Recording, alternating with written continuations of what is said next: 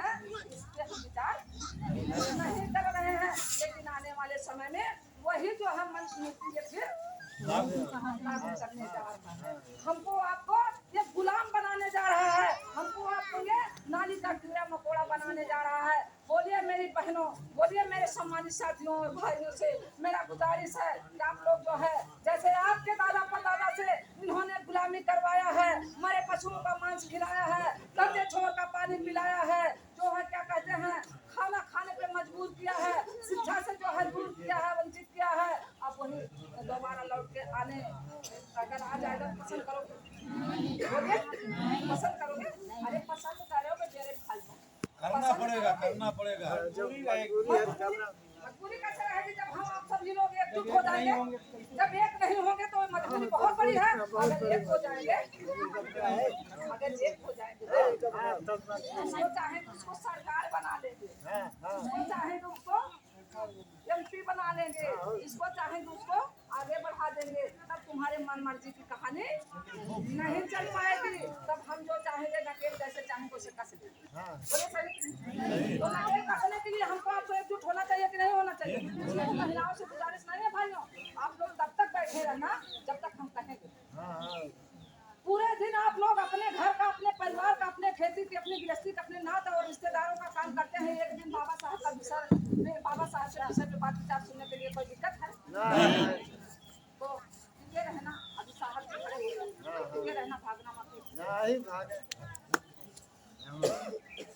हमको और आपको ये खाना नहीं खाने देगा, हमको आपको दूसरा खाना खिलाने का इंतजाम। जैसे उस समय की बात है, जो बुजुर्ग होंगे, हमारी माताएं बहनें जो बुजुर्ग होंगी या भाई लोग जो गरीना में होंगे, उनको पता होगा जब हमारे बहू बेटियों, हमारे बहुजन समाज की बहू बेटियों की जब शादी होती थी और दुल्हन बन के आती थी, तो पहले भैया के उनके क्या कहते हैं ब्राह्मण के घर माथा टेकने जाते सही है, माथा टेकने जाती थी। और जब माथा टेकने जाती थी तो उनको वो ब्राह्मण, वो ठेकेदार, वो जमींदार कहता था कि पहले तुम्हारी बिटिया या पदो पहले हमारे घर एक रात आएगी, तब अपने घर जाने का अवसर पाएगी। आने की सोचिए, हमारे ही वो पूर्वज थे जिनको वो अपने घर एक रात रखता था, 2 रात रखता था, इज्जत को लूटता था, तब दोबारा वो अपने पति के साथ आके रहने का मौका पाती थी। अब वही मनुस्मृति फिर ये लागू करने जा। अगर उनकी बात को हम सुन लेंगे तो हमारे जिह्वा को काट लिया जाएगा। मंजूर करोगे? बोलते रहो, बोलने की बात आ गई है। हम उनकी बात को सुनेंगे तो हमारी जिह्वा को काटा जाएगा। हम उनकी बात को सुनेंगे तो जो है हमारे कान में शीशा पिघला के डाल दिया जाएगा। अगर उनको देख लेंगे तो हमारे आंखों में 2 इंची की सरिया गर्म करके डाल दिया जाएगा। बर्दाश्त करोगी? नहीं करोगी? करना पड़ेगा। अगर एकता में नहीं रहोगी तो करना पड़ेगा। अगर उनके साइड से हम गुजरेंगे तो हमारे गले में मट्टी बांध इसलिए के लिए। और जैसे उस समय में झाड़ू बांधा जाता था, मट्टी बांधी जाती थी, वही पुरानी मट्टी लागू करने जाना। बोलिए भाइयों, आप सब नहीं। अगर नहीं पसंद करोगे तो हमारे साथ आने का काम करोगे। अपना गला कटवाने के लिए मैं महिला होकर तैयार हूँ भैया, आप सब क्या करोगे? अगर मैं चूड़ियाँ पहन करके या साड़ियाँ पहन करके आपके गांव में जगाने, समझाने, बताने आई हूँ, आप लोग मेरा कितना सम्मान करोगे, कितना मेरा साथ दोगे? थोड़ा हाथ अपना साथ तो हाथ तो उठाने की बात आती है, लेकिन मेन पॉइंट की जब बात आती है जो साहब ने करवाई तो पूरी बच्चे हमें बताने के हमारे साहब तो बात यहाँ आती है। अरे सोचिए, आज सोचने की विषय है। जो खुद बेघर है, वो खुद बेघर है, वो हमें हमारे घर से निकलने की बात करते हैं। जो खुद बेघर है वो हमें घर से निकलने की बात करते हैं। अरे जो अपने फटे वस्त्र को बदल नहीं सकते हैं, वो आज संविधान बदलने की बात करते हैं। बड़ी कष्ट की बात है।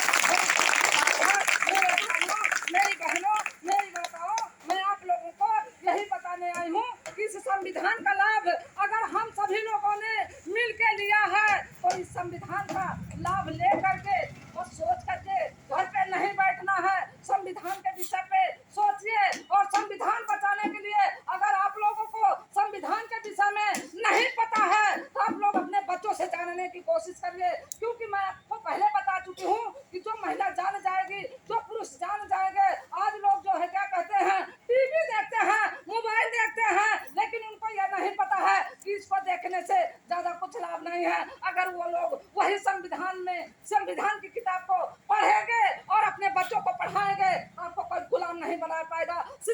ऐसी शेरनी का दूध है जो जितना पिएगा वो उतना दहाड़ेगा। आप लोगों को लड़ने की जरूरत है। संविधान का लाभ लिए हैं तो संविधान खतरा खतरा कहने से खतरा खत्म नहीं होने वाला है। इसका लाभ हमने लिया है। यानी कि इसको बहुत एक कहानी याद आती है, आप लोगों को हम बताना चाहते हैं। ठीक है, आप लोगों के सामने अपनी बात को ध्यान देंगे, साहब को खड़े कर देंगे कि संविधान देखिए बहुत ध्यानपूर्वक सुनिएगा कि कहते हैं संविधान बड़े खतरे में। हम खतरा खतरा कब से कह रहे हैं? खतरा कहने से खतरा खत्म होने वाला नहीं है।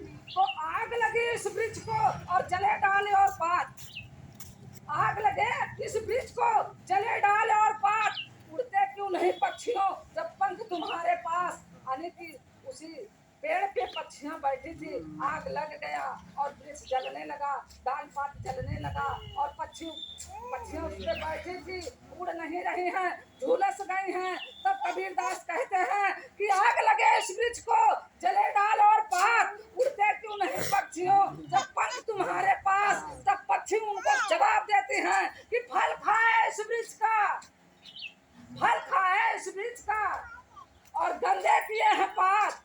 धर्म हमारा यही है कि चले इसी के साथ।